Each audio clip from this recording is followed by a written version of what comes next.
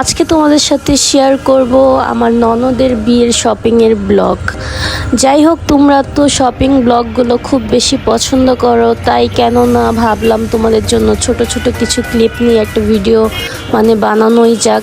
যাই হোক, পুরো ভিডিওটা দেখো, আশা করছি তোমাদের খুব বেশি ভালো লাগবে। হ্যালো এভরিওয়ান, আসসালামু আলাইকুম। কি অবস্থা, কেমন আছো তোমরা সবাই? এই তো আলহামদুলিল্লাহ, তোমাদের দোয়ায় আমরাও খুব ভালো আছি। বিয়ের সিজন তো চলেই এসেছে এবং বিয়ের কেনাকাটারও ধুম লেগে পড়েছে মার্কেটে ঘুরে, যা বুঝলাম। একদিনে তো আর বিয়ের শপিং কমপ্লিট করা যায় না, তাই 2-3 দিনের ভিডিও একসাথে করে দিয়েছি। তোমরা দেখো, ভালো লাগবে আশা করছি।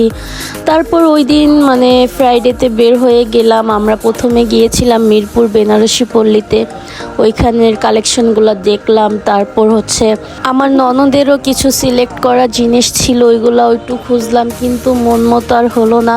তারপর আমরা বেনারসি পল্লী থেকে ওর বিয়ের লেহেঙ্গাটা কেনা হয় আমাদের। তারপর ঘুরে টুরে আমরা আবার বসুন্ধরায় চলে আসি। আর একটা মজার কথা কি জানো, মেট্রো রেল তো শুরু হয়েছে, কয়েক বছর হয়ে গেল, কিন্তু আমি এখনও মেট্রো রেলেই উঠি নেই।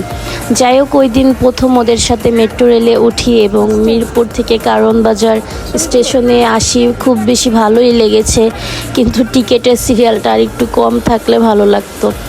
তারপর যাই হোক, মেট্রো রেলে তো আর ভিডিও করতে পারিনি, কারণ বসার তো কোনো জায়গাই পাইনি, এত ভিড় ছিল। শপিং করতে কার কার ভালো লাগে বলো তো? আর সেটা যদি হয় বিয়ের শপিং, তাহলে তো কথাই নেই। আমরা তো মেয়েরা শপিং করতে খুব বেশি পছন্দ করি।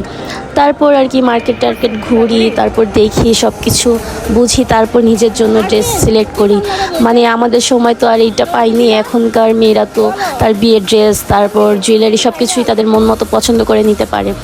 তারপরও আমার ননদেরও সেম জিনিসটাই হয়েছে। ওর শ্বশুরবাড়ির লোকজন খুবই ভালো মনের মানুষ, তারা ওকে নিয়ে ওর পছন্দ মতো সব কিছু কিনে দিয়েছে এবং সব কিছুই খুব বেশি সুন্দর হয়েছে। তোমাদের সাথে তোর বিয়ের ব্লগগুলো শেয়ারই করব ইনশাল্লাহ। তোমরা দেখো, ওকে খুব বেশি সুন্দর লাগবে আশা করছি। তারপর আমরা বসুন্ধরায় চলে আসি, বিকেল টাইম, সন্ধ্যা টাইম হয়ে যায়। তারপর আমরা কিছু নাস্তা টাস্তা খেয়ে নিই, খেয়ে তারপর আবার ঘোরা শুরু করব। তারপর আমি একটু টুকটাক ভিডিও করে নিচ্ছিলাম। সুরামণিকে তো আর নিয়ে যাই না, ও তো এত হাঁটা চলা করতে পারবে না, ও নানু বাসা থাকে। তারপর এটা হচ্ছে আরেক দিনের ভিডিও। আমরা আবার বসুন্ধরায় চলে যাই। ও রিসেপশনে যে ড্রেসটা পরবে, ওর খুব ইচ্ছে যে লং টেল পরবে।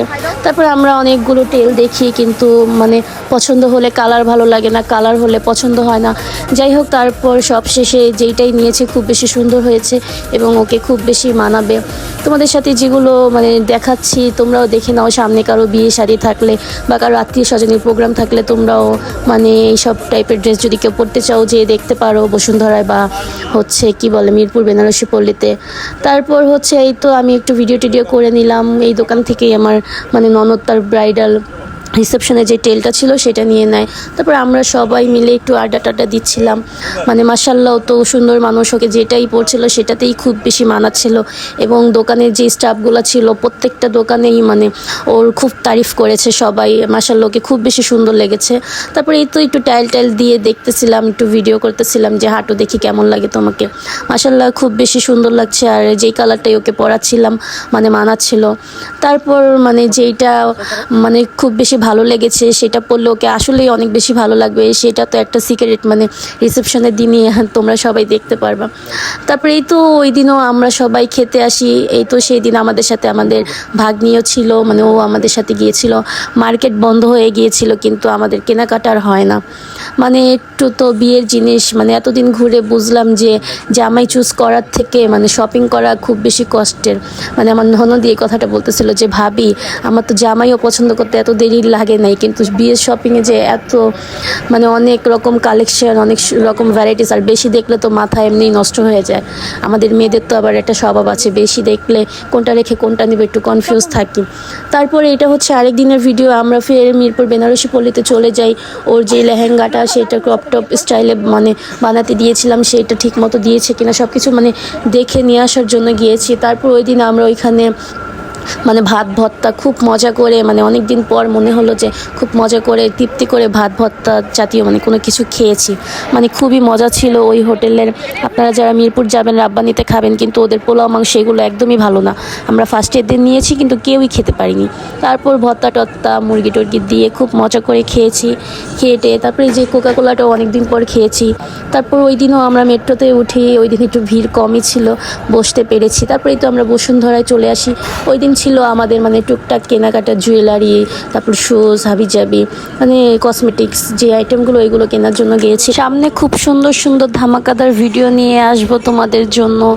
ভিডিওটা ভালো লাগলে প্লিজ সবাই একটা লাইক দিয়ে যাবা এবং আমার পেজটাকে ফলো করে পাশে থাকবা, কারণ সামনে কিন্তু খুব সুন্দর সুন্দর ধামাকাদার ভিডিও নিয়ে আসতেছি। যাই হোক, তারপরেই তো আমরা খাওয়া দাওয়া করে তারপর হচ্ছে আবার মানে রওনা দিয়ে দেই বসুন্ধরার উদ্দেশ্যে, কারণ বিয়ের কেনাকাটা তো আর শেষ হয় না। ননদিনই তো আমার খুব বেশি হ্যাপি, কারণ সামনে তাদের বিয়ে। যাই হোক, সবাই ওদের নতুন জীবনের জন্য দোয়া করে দিবেন। আল্লাহ হাফেজ।